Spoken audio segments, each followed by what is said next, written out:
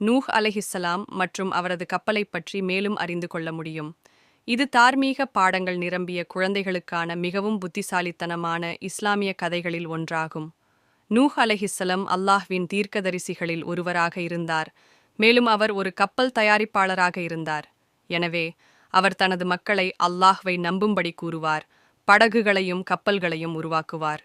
ஒரு நாள் இவ்வளவு பெரிய கப்பலை உருவாக்க அல்லாஹ் தூண்டினான். ஆனால் அருகில் ஆறு, கடல் இருப்பதற்காக வேறு எந்த ஆதாரமும் இல்லை. அதனால் அவர் கப்பலை என்ன செய்வார் என்று எல்லோரும் ஏளனமாக யோசித்தார்கள். ஆனாலும் அவர் இணங்கி பெரிய கப்பலை உருவாக்கினார். பிற்காலத்தில் ஒவ்வொரு வகை உயிரினங்களில் இருந்தும் ஒரு ஆணும் ஒரு பெண்ணும் கப்பலில் கொண்டு வருமாறு நூஹ் அலைஹிஸ்ஸலாம் அல்லாஹ் கட்டளையிட்டான். இன்னும் அவர் ஏன் என்று புரியவில்லை, ஆனால் அவர் கட்டளையை பின்பற்றினார் என்று அல்லாஹ் மீது முழு நம்பிக்கை இருந்தது.